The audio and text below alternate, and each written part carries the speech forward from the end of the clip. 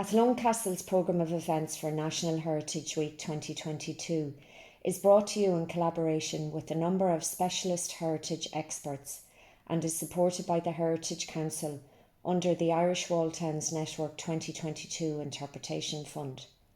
This event is a pre-recorded talk with John Lonergan, a well-respected stonemason and director of Revamp Conservation, a company that specialises in the conservation and repair of archaeological monuments and protected structures. Revamp Conservation was awarded a contract by Westmeath County Council in 2020 and 2021 to work on sections of the Athlone town walls which required conservation works. John will take the next hour or so to talk us through the process that was undertaken in the Court Devonish and Dublin Gate Street sections of the town walls that were repaired. He will speak about the tools and methods used to preserve the medieval masonry walls, as well as the importance of preserving Irish-built heritage.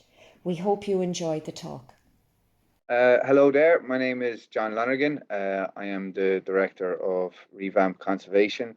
Revamp were awarded on numerous occasions essential conservation works to Athlone Town Wall in the year of 2020 and 2021. The company itself was formed in 2018, and we specialise in the conservation and consolidation and repair of archaeological monuments and protected structures. In 2020, we received a tender document from Westmeath County Council asking for us to quote for the essential conservation works to Athlone Town Wall. The first wall was in September. It was called Court Devonish. The reason being was there was a tree emerging from inside the wall, and it was adjacent to a semicircular round tower, and it was in grave danger of collapsing.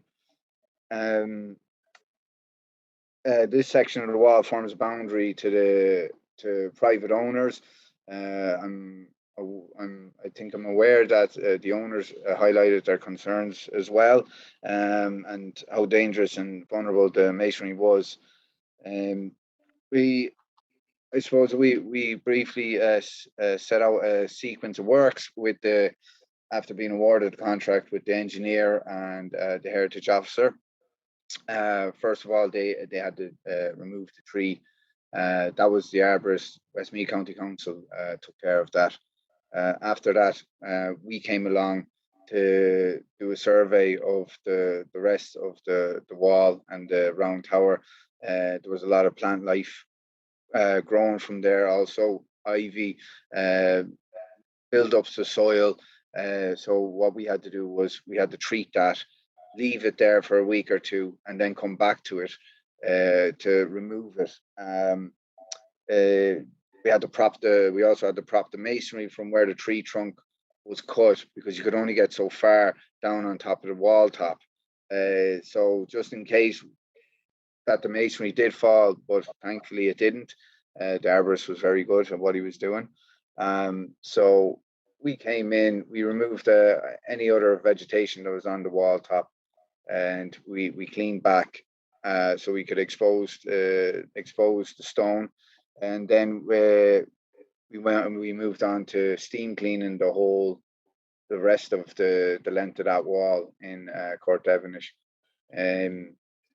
We used a superheated 150-degree steam clean unit, so that removes any biological growth, kills any spores, and so after that, then we decided to assess the stonework. There was a lot of recessed joints. This part of the wall, I think, is 1554. And we decided, well, it was on the schedule of works to deep fill the joints. That had to be brought out a couple of times because some of the joints were like 50 mil deep. So when you're working with lime mortar, you can only go at that maybe 10, 15 mil each time before you can go and finish it and leave that to set before you can add more on. So that would have took a few days as well.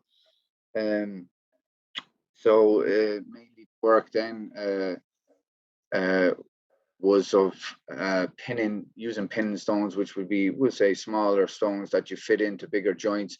So it would actually close off the joint, that it wasn't like, 2-3 inches, that you can close it down, so it's more in sequence with the wall, maybe 10-20 mil. After we did that, to finish the joint, we'd use like a churn brush. You can see it in some of the photos there. You can see, it accentuates the aggregate. So you it's one of the ways you have to tamp it back, because what happens with lime mortar is so precarious that um, whenever it's curing and setting, it shrinks, and it can detach from the masonry. So whilst you have this churn brush, you need to tamp it back. And when you tamp that back, it secures it in place that bit more. So when it dries, it doesn't debond from the stone. So this was another part of the work. There was a large scale of repointing in Court Devonish after the tree removal, after vegetation, and then it was consolidating the wall top.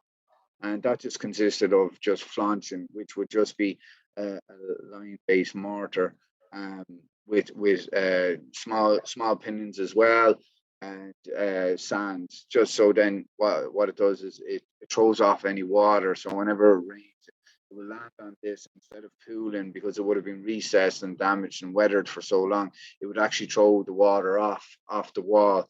So this was more or less what we had to do, is consolidate the wall top, consolidate, localize repairs on any stones that were missing, repoint in places where there was defective mortar, rake it out using like 1 pound hammer, lump hammers, scotch chisels that have teeth at the end of it. Then we'd have to rake that out nicely. We'd wash that down, we'd steam clean it then, and then it was ready to go.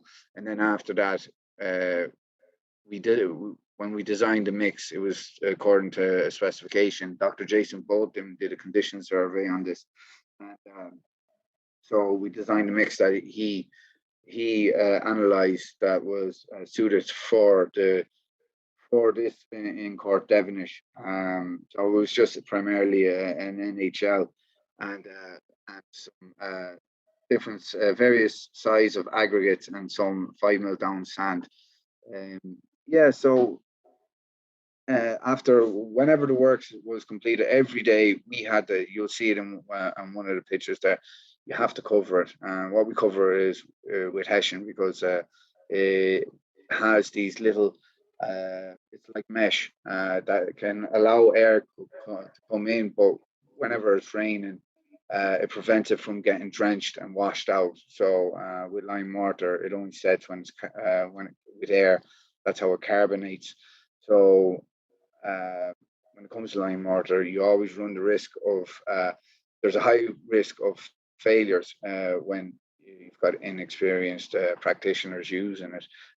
One of the key things is, I suppose, is the prep, but also is the aftercare, and this is where the hessian comes into place. And during the timings of when we were awarded these contracts, it was always in September, because it was nesting season, so you couldn't cut any trees down before that.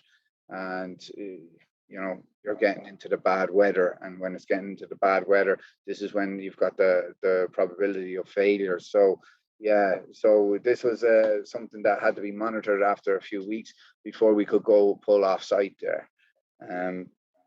Also, there's actually a video clip of the work we executed on Court Devonish, which showcases the before and after. Hold on 1 second, I might be able to find this. Let's see if that's the one. Yes, that's the one there, yeah. So as you can see, there's like a vast amount of vegetation on there, all protruding through the dry joints. This often happens there whenever, after, it's like everything. It has a lifespan. Lime mortar has a lifespan like everything else. And once you have those dry joints in there, it just leaves it open there for vegetation to grow. And this is when the tree was after being cut by the arborist. We're after coming around there. I know it's hard to see, but we're after steam cleaning all of that. So all the organic growth has gone off it. And that's the guys in pointing there. That's the hessian I was speaking of, the protection over the wall. Mm-hmm. And John, when you took on this project, did you expect the vegetation to take over the town walls so badly? Because like you can almost miss the wall for all the ivy and trees. Yeah, it's a funny one, because when I came to see this wall, I was thinking, my God, this is terrible. But as as we'll be going through this video, there's one that's like the worst I've ever seen. It was just I entangled in the think I whole know wall. which one you're talking about. Yeah. Yeah. So like, I suppose that the most difficult part of the vegetation is, as I was saying, uh you can only, the arborist came to cut down the tree in September. Mm-hmm. We had to spray the vegetation then in September as well. But there's a certain time of year, like farmers would know, to be spraying your vegetation. And I suppose the later you get into the autumn and the closer you get to the winter, is actually not a good time to be spraying anything, because it doesn't work. It goes back into hibernation. So it is, it is a race against time when you're on these things. You need to be going there and doing it. And I suppose what could happen as well is that it may come back. You may not have killed it because of the timing of the year. So I suppose Westmeath County Council have been very good that any of the projects we've been on with them, they've actually came back, they've actually been in before us and started spraying it. It's just to make sure that our work doesn't fail, because as you can see in the vegetation and some of the roots, they're incredibly strong. They dislodge masonry, they open up joints, and that's it. Then your work is undone, your hard work, especially on the wall top. So you could spray it, you could treat it, you could see it dying back a bit. It actually penetrates through the leaf, and it'll go straight down to the root. That is how you use it when you're using a biocide or a herbicide. But it's very hard to tell, did it fully work? You have to leave it where it do its thing. But during that, when it comes to that time of the year, I suppose it's also a race against time with the grant. That money, then this is funded by the Irish Wall Towns Network, and what happens is that money has to be spent by a certain time.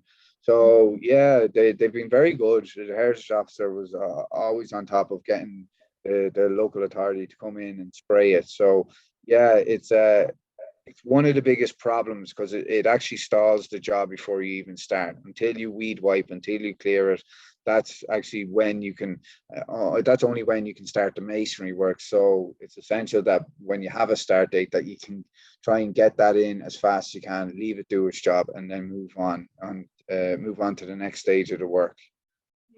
And you were saying that the mortar you used was specifically designed.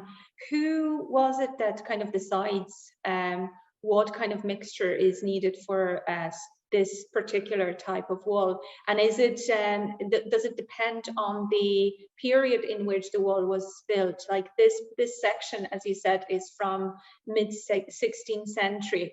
Would it be a different type of bonding if you were working on the earlier world, or let's say like the Athlone town walls were built in the first parts were built in the early 13th century? Would have been a different type of bonding than the 16th or than the later 17th century? It would be, the binder would have been the same. It would have been a non-hydraulic line mortar, but it would have been, obviously it would have been different pozzolans there to gauge it, so it can set. And also the sand could be very different as well. So where they get the sand, even these days, you could go to your local quarry, and they can dig in one side of the pit, and then if you went back there in 2 weeks, and they wouldn't be that much further from where they dug the last time, the sand could be very different.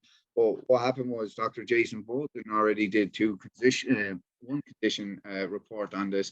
He analyzed it, and what he would do he would use a solution, an acid, to break down to see what the aggregate is. So really, we had to try and match that. There would be different percentages from what size aggregate down it would be, and we used to mix that. So we used various aggregates in that mix, and we used what he recommended, and that was an NHL for this one in particular. So you're right in saying and asking that question, because there was other parts of the walls that we were working on, and we used different mixes. Because Jason did two 2 reports, I believe, and then Cora, the other engineers, did the other reports, and they specified something different. But they were all different, built in different periods, like you said. So this was 1552, and this is what Jason found, and this is what he specified. So we went with what his recommendations and specification was. I was talking earlier to my colleague, and we were kind of really excited about this talk. And one of the questions that kind of popped into our heads is, apart from the damage caused by vegetation and basically passing of time, did you find any damage that could have been to the walls that could have been caused by, I don't know, the fighting that took place? No stray cannonballs anywhere there? No, not in this one. But like when you see, I wouldn't know the whole history of Athlone, but the little bit that I do know, I believe the walls were like they extended all the way around the town of Athlone. A lot of like the parts we worked on are only the surviving sections. Like we didn't find anything of like historical interest. Bar there was a musket loop there on that semi-round tower, as a matter of fact. You might see it when we're passing there, when you can kind of see the finished product. But in terms of any damage that would have been done, we didn't notice any, because all the walls we were on were only sections of surviving pieces. So I'd say they were long gone by then, you know. That's it there. So see it there? There, yeah, go back. Just there a little bit. You can actually see it there, but it's dirty. Keep going, wait until it's clean again. Yeah. No, that's not there. It's no, it's on the next one. 1 second there. There it is. There. Go back. Sorry. There. Slow. See now. See where your cursor is there. If you just move that slightly to 1 o'clock. Hold on. 1 o'clock. Midway on that round tower. Here? No, see your cursor. Yeah, there. Yeah, there. That's it there. Oh, perfect. Yeah, that was it there. I'll So make we sure had, to mark it. so we were under strict orders that obviously that couldn't be touched, you know. So yeah, and there was another one actually, as a matter of fact, on the inside of that boundary wall of the neighbors as well. She was very good. Now I think she was one of the people that kind of encouraged to you know to for the works on this wall, because she was of great concern that it was going to collapse in a bit further. I think that is kind of the issue that a lot of people would see with the old walls, the kind of a risk that they're going to collapse. See it there perfectly. Actually, that is where it is perfect there, if Yeah. you can. So a little bit there. Oh yeah, you can see it perfectly here. Yeah, yeah. It stands out. You can see that there was a stone on top to carry that, so they would be able to go and shoot out. Yeah. So if you don't mind, I'm going to switch to the other video that we have from the perfect. Yeah. The town wall beside St. Mary's Church, beside the city centre, because this is the kind of part of the wall that did collapse, isn't it? Yes, that's right. That did collapse. It wasn't long after we completed Court Devonish that if I can recall, that they were able to source more funding for this section of the town wall. This is called Dublin Gate Street. Again, Dr. Jason Bolton already had a report out on this, and unfortunately this time it was too late, because there was a part of this wall that did indeed collapse. There was a fear that further falls of masonry are likely to happen without repair. I believe that it did fall around 2006, because I did find that there was a photo around that time. I think there was surveys done on Athlone town walls around that time, so that was intact at that stage. So when we arrived on site there, you can see that excuse me, sorry, you're okay. That's actually the work phone. So when we arrived on site, there was ivy covering, as you can see there, the whole wall. They were after saying, and the wall tops. We ended up again, got in touch with the heritage officer. Oh, will you please ask them to go and spray that before we get there? And you know, like I took that video there around the 14th November. So that was a very tight timeline. I think that we started that in October, and that had to be finished by the end of October. And one thing I distinctively remember is that it was very wet at the time. You know, I find that October in Athlone now was a nightmare. We couldn't get full days at that job. But yeah, we ended up treating the wall tops and all the ivy. We left it there. We had to take away. They had temporary hoarding there from blocking the public from getting access, just in case there was further collapse. And when we were able to take that away in the Kelly block, we did our own bit of hoarding up there so we could have enough space to carry out the works. So we began treating the plant life and removing the ivy. We gathered any fallen stones that was around the site, and we had it there for reuse. There was a concrete capping on that as well, so there was obviously work done today prior to us being there. It was of cement-based concrete cap, so it would have been probably done within the last 70, 80 years. So we had to remove that. Got all the plant life off. We cleaned the masonry there, as you can see, with steam clean again. We consolidated the base there to start building where the wall was collapsed. And we even though it wasn't a great photo, we took the photo that was from that survey in 2006, and we tried to match it back in the wall with the stone we found there, what it was originally. Now, we actually had to add in our own coin stones and cornerstones because that was one of the problems with the wall. It wasn't there in the first place. So in order for us, as you can see, to consolidate that, you need to have cornerstones and true stones there. So yeah, so it was we also put stainless steel fixings in because there was a kind of a crack there in between, and we kind of tooted it out, as it's very hard to see there, but you can see is that we were kind of in and out, so we connected back properly. So yeah, it was interesting. It was a nice thing to do. It was I'm sure Westmeath were delighted to be able to get that bit of funding there at such a late time in the year, and they were able to remove their temporary hoarding, as you can see there. Same tools were used again. You know, we applied it's with a trowel there to lay any stone, and when it comes to the pointing, it's with a hawk and different size pointing bars. And yeah, this time though, it was a different engineer who was overseeing the work. Last time it was the punch engineers. He was excellent, Kevin Clancy. But this time it was core engineers, Lisa Eden and Trina Byrne. Very good. So they were, yeah, great to work with them. So yeah, needless to say, we were elated to be able to work on two sections of that long town wall in 2020. So.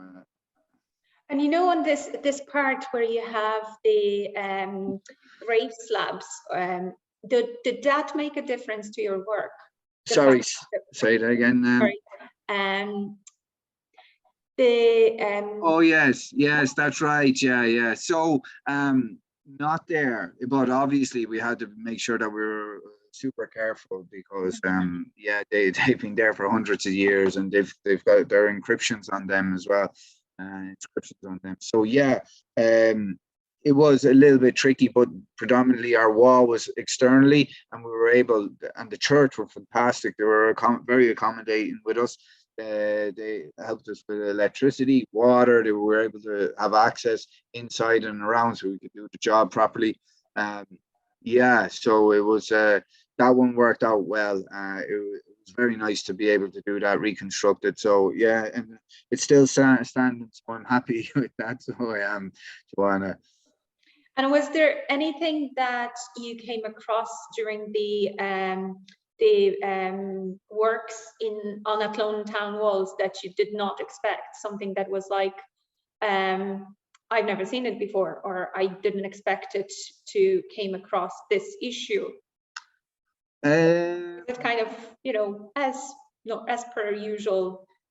Yeah, no, not these two sections, but I suppose in 2021 there was another tender package was out from core engineers again, requesting quotations for more works. But this time it was on the North Bastion, which would have been the Westmeath County Council car park.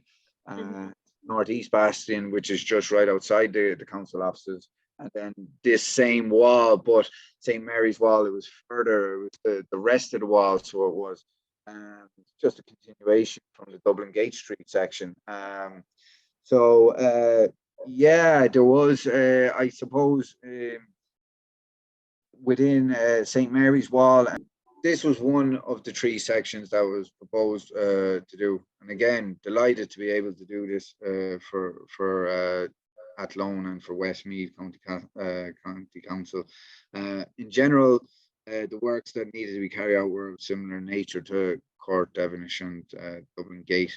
But this St. Mary's wall, I suppose, what struck me on this was that it was much longer. So, you know, the quantities of what we were doing on the other two enhanced, because it was like, I think there was 24 meters in length there. So with the wall top, there was very deep pack and repointing. It was so recessed. There was a lot of dry joints.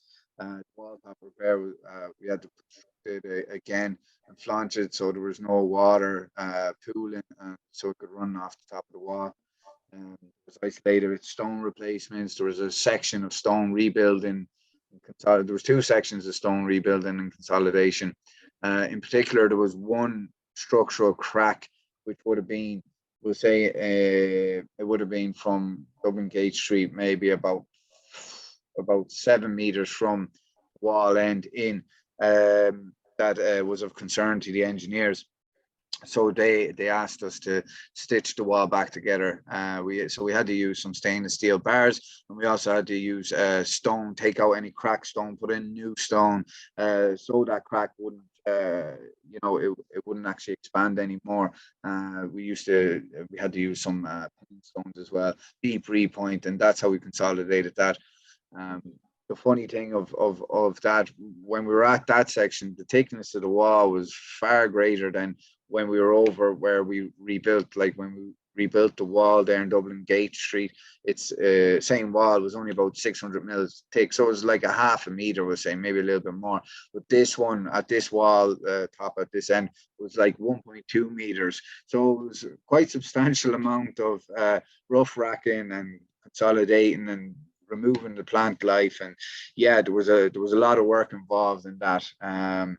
Yeah, so it was interesting. And then again, like you just saw the headstones there in the last one, we had to rebuild the section on the back end of that 1.2 meters, and it was right above a headstone. It was a crack there. There is a picture there to see it. And what happened was, that's it. So as you can see there, we had to take off that render. It was sand and cement, and what we did is we had to make sure that we had something in over that headstone, because there was a big crack coming on the cement, and you could kind of see it didn't really show through on the stone, but we were thinking that there was no lintel to carry the stone above it. And we were thinking, if you can see that the headstone there, that you can see there's a crack going through it horizontally, and we were like, that was we were thinking it was the impact from the weight load pushing down on it, and that snapped it. So that was of great concern to the engineers. So we were after cutting like 200-300 mil past where the headstone is on each end. We removed the render. You can see in that last photo that you had up, there was chalk marks on it. So that's us numbering the stones so we could put it back the exact way that it was. You know, we did have to put 100 mil higher. So that's always fun and games to be doing it like that. You have to record it, and in the time of the year, we had to go, once that picture is taken, and I have to go and get it laminated. I have to go and put it on the scaffold so the boys can build it back the way. Actually, I did that one, actually, build it back the way it was. So yeah, so what we did is we put in a couple of lintels in between the wall to carry that weight, so it wouldn't actually, there wouldn't be any further damage to that gravestone. So after that, then it was proposed that we would use lime render on that. So that is currently lime rendered now in between above that headstone. So there has been talks about further works, thinking that cement mortar is damaging the wall. That was when all of this was happening. So I haven't heard anything else. I wouldn't be privy to that knowledge now. But yeah, so that was probably the most interesting part and challenging part on that St. Mary's wall. Um, then right beside it, in front of the civic offices, there's another small wall. That was the northeast bastion. Oh, sorry, actually, I'll go back. There was actually there's a brick wall at the end, at the wall end over by Dublin Gate Street. So I think it had something to do. It was an add-on. They believe like bricks in Ireland were. I think it was. They were. It could have been the late 1600s, early 1700s. That would be my guess when that was built on. I don't know if it was the back of a house or what it was. It could have, but this was an extension to the Athlone town wall. So you're definitely talking early 1700s, late 1600s, because we didn't make bricks in Ireland then. They were imported before, just around that era. So yeah, this was a funny one because there was a vast amount of spawn, and you look at that, none of it looks good at all. A bit of stone is mixed into it. So the faces have completely deteriorated. The brick had fallen to disrepair. The contributing factors could have been various, a few. There's never ever just one. But I suppose when it came to repairing it, the design team thought it was best to, instead of going for, they might have marked out 10 or 12 brick replacements. It wasn't a great number. The ones that were the worst, and we had to brush that back to sound. Then we take out any like really bad brick replacements, repair them, and they decided that to consolidate it, the defective pointing, and that we should shelter coat the bricks. And that's just a material of lime and very, very fine sand, and its function is to prevent it from further decay. Um, that was with a hot mix mortar. That's like what would have been traditionally used. It would have been a non-hydraulic lime. We had to put a pozolan into it for it to cure. What happens then is that you just use a brush. Once you have that mix on, you use a brush and you brush it over, and it seeps into the pores. And once it seeps into the pores, then it'll go onto the face, and you've got a little fine sand in it, so that protects that from decaying any further. So we had to put 7 coats of that on. It's a very, very thin wash. That's what it is. I know, I know when the Horden came down and the scaffolding was down, there was a few head turners looking, going, what the hell is after happening here? One person did ask. I told them, but the people who wouldn't know conservation, they wouldn't understand it and think, what are they after doing? This looks disgusting. But you know, essentially, it was the best approach for the wall because of what it was, what we were dealt with, you know. So yeah, so if you see a big white wall there at the end of that one of that Lone Town walls, now you know why it's like that. Does it make it really difficult to kind of preserve this type of a mishmash of bricks and stones? Because there's like you see this huge stone here surrounded by the bricks. Does it make your job difficult, more difficult? Definitely, because if you're looking at all the bricks there, some of it has gotten bad faces and some is okay. So when you're trying to repoint and trying to deep fill in there to consolidate that, there's nothing flat or straight that you're dealing with. You're in, you're out, you're like, it's just, yeah. So it's a good bit trickier. And then I suppose it's kind of like saying, where do you stop in terms of which bricks are bad, because you could just look at it and say every brick is bad, you know. So it's funny because I could go over and look at it and say I think 50 bricks have to come out, and then you would go over and look at it and I'll have these all marked, and then you'll find another 10, and then when I replace all of them and when I'm in the middle of replacing all of them, I'll find more then as well. So it's a thing that never ends, you know. So to consolidate it and to do it right, and yeah, it is a little bit more tricky, and it's time consuming, you know. You're dealt with a pig's ear here, you know. So with an interesting approach, the shelter coat is definitely a good way to protect it, but let's see how long it lasts. You know, it's like everything. You know, lime mortar usually pointing. You see it starting to decay after about 100 years. You know, so look, it's something that these walls are like maintenance. You know, you'll have to come back every few years. If you see a bit of plant life, you'll have to spray it. If you see, you know, if you see that the shelter coat is washing off, you'll have to reapply it. You know, if you see there's a bit of pointing that's kind of after becoming defective, you're going to have to repoint it. So yeah, that particular was yeah, it wasn't the most fondest part of what we do, you know, but it's Yeah. a wrapped in one, you know. When you look at it now, it is much, much whiter than the rest. Yeah. Of course, yeah, yeah. So yeah, there was even a guy, we got local help, and even when the he didn't realize that we did that, sure, he rang me when we were waiting. He's like, someone's after doing something to the wall. I was just like, what, send me a picture, what's going on? Because and then I said, I goes, we So did that. basically, you get to complain about yourself. Well, yeah, he was actually, he thought that something happened to the wall. Like, I suppose we were working on so various parts, and I had various men on it. He mightn't have saw that we were doing that at that time, you know. But it was funny because we were hiring local help. We always try and get local lads to contribute Yeah. to you know, to the walls in their towns and different monuments that we're on, you know. But it was nice to hear that he was looking out for us anyway. And that is That would be, that yes. picture of the completed works. It is, yes. So what happens is, if any pointing is sound and it's intact, we won't remove it. That's a historic mortar. We keep that there. Mhm. And then whatever is recessed and defective, we would just remove that, clean it, and we'd repoint it then. So there would have been localized repointing there. Walls tops, as you can see at the top, that's all been done.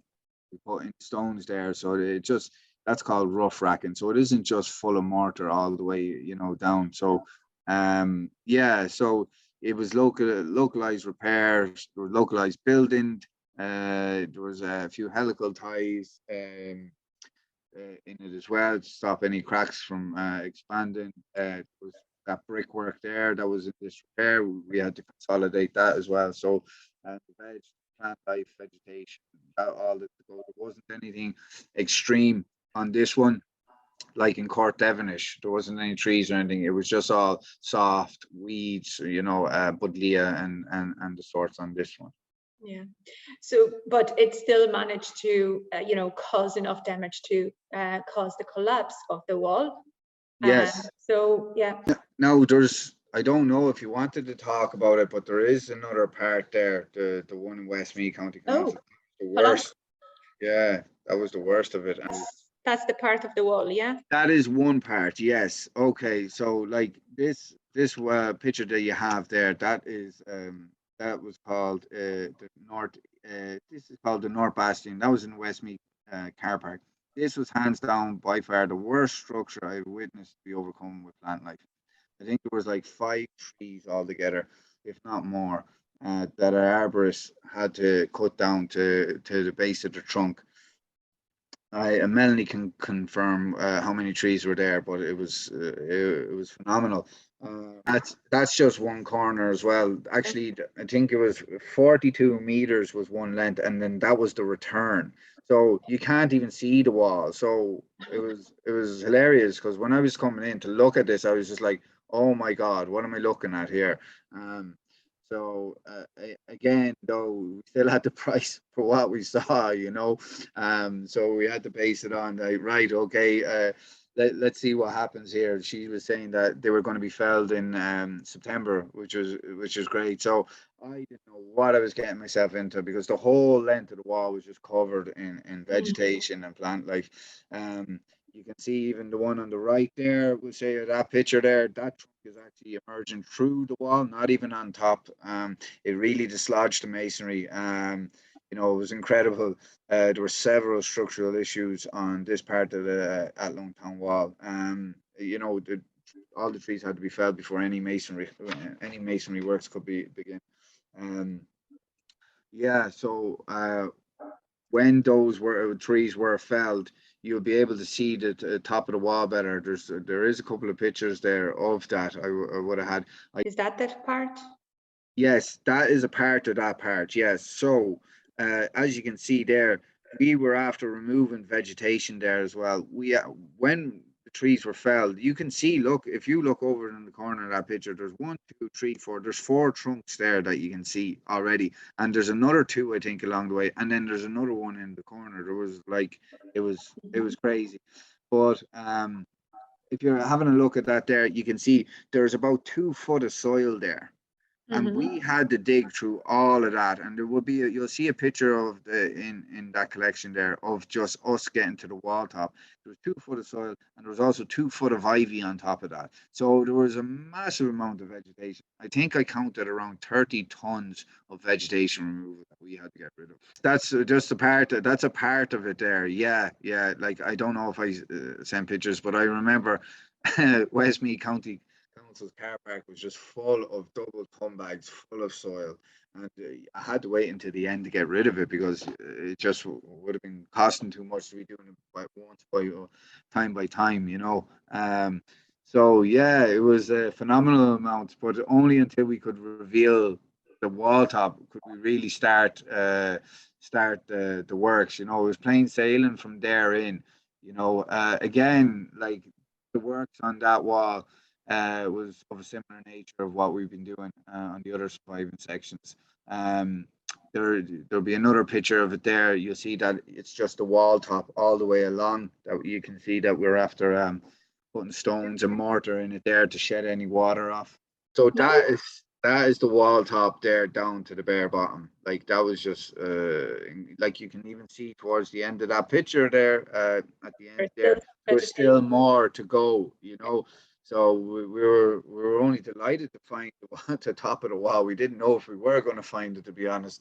So yeah, and then you might see there's another picture there of it finished. It's kind of going along the wall. You'll see all the stones.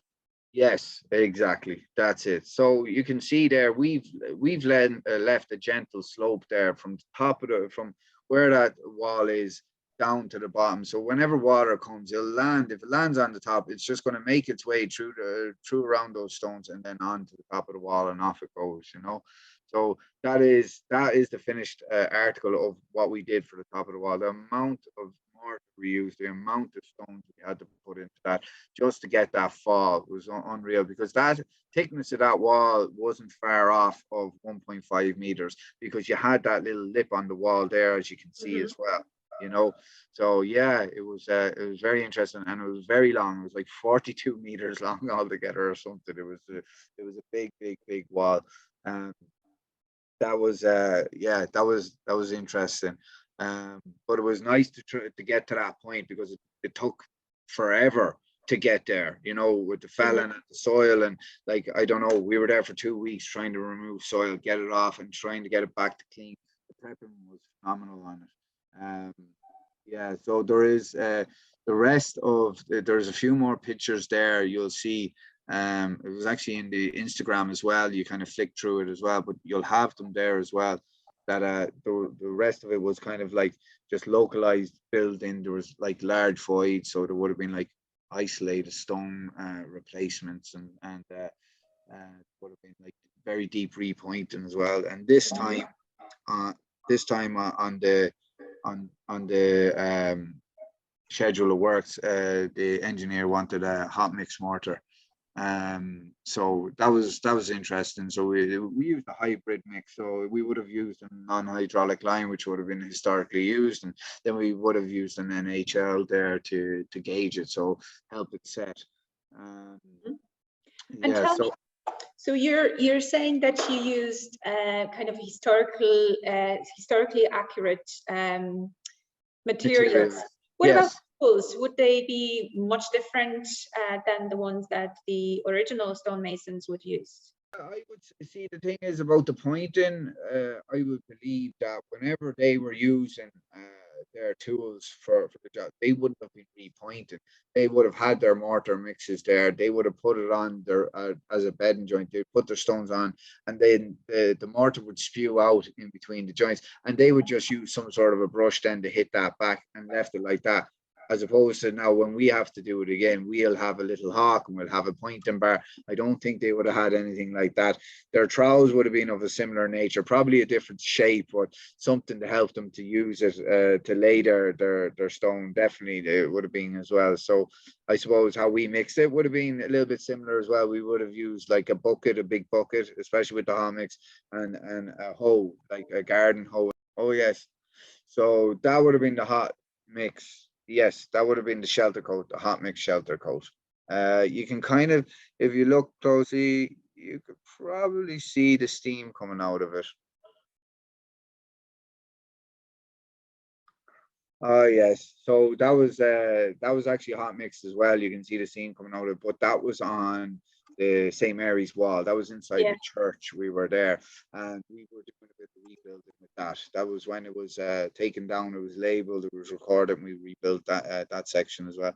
So yeah, it was there was we used various techniques like we go by the instruction of the design team there, and we I suppose it was a collective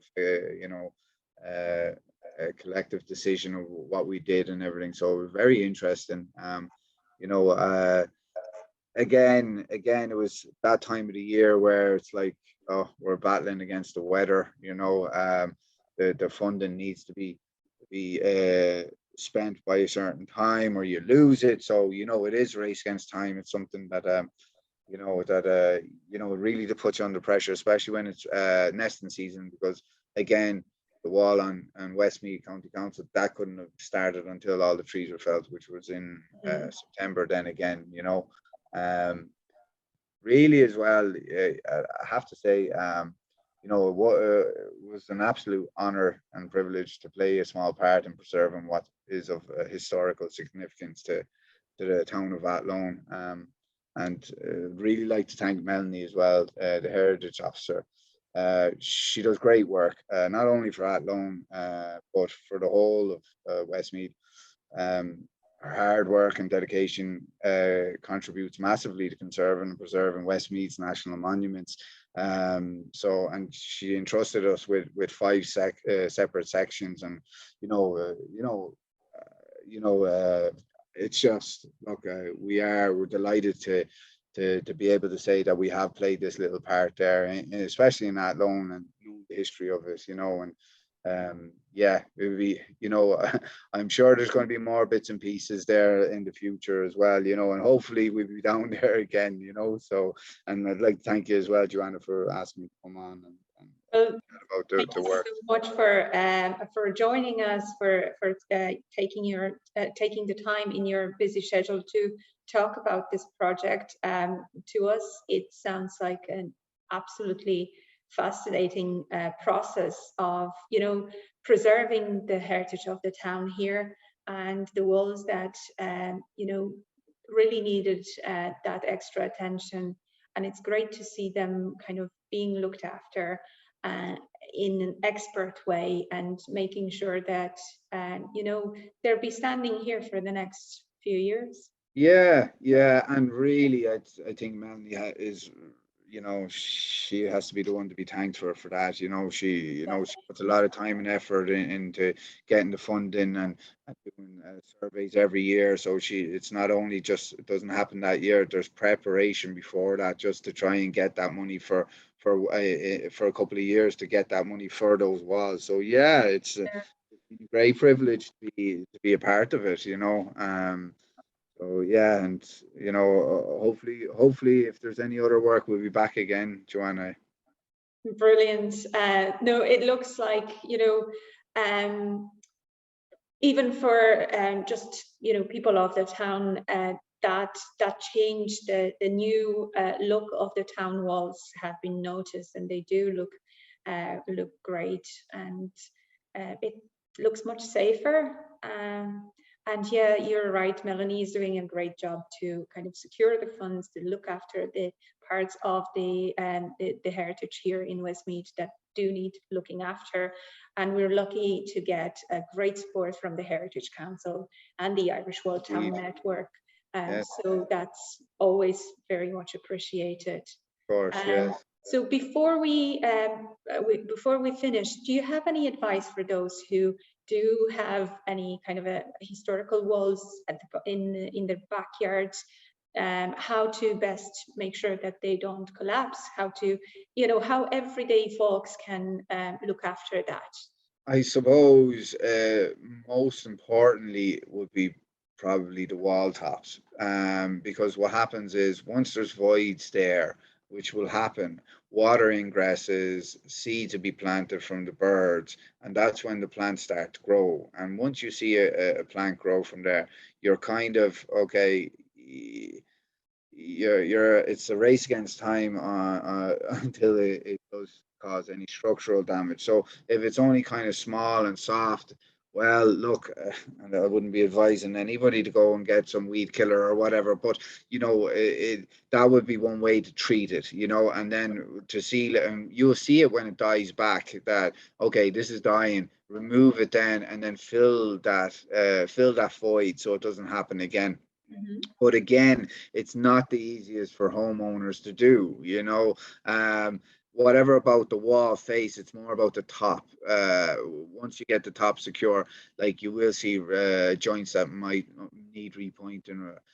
I wouldn't really advise them to do it unless they were confident enough to use the material, because what often happens there at the historical structures is that people often use the wrong material, and that causes more damage than anything else. You're probably better off leaving it recessed than putting in cement. Whatever you do, you don't do that.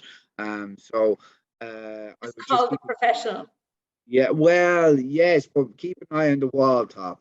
Wall top is more critical because if it gets in there, that's where it's going to cause a structural damage more so than anywhere. It's just, you will see, and the local authority could be, since it's a part of the town wall, will say, or is of historical significance. I'm sure if it was something to do with, weed wiping it or trying to tree plant life, you call your local authority, they'd be more than happy to help to, I think they but yeah, so that would be the things to be looking out for, would be the wall top as well, and then just keep an eye on that because it could travel down and it's incredibly strong. It just dislodges masonry. So yeah, just to keep an eye on it, and then maybe contact your local authority if they do have concerns. John, thank you so much for this really interesting talk. I feel like we've learned so much about the work and the effort that goes into preserving Ireland's built heritage. I wanted to thank everyone who listened to the talk. And for more of our Athlone Castle Heritage Week events, you can visit our website, which is www.athlonecastle.ie. Thank you.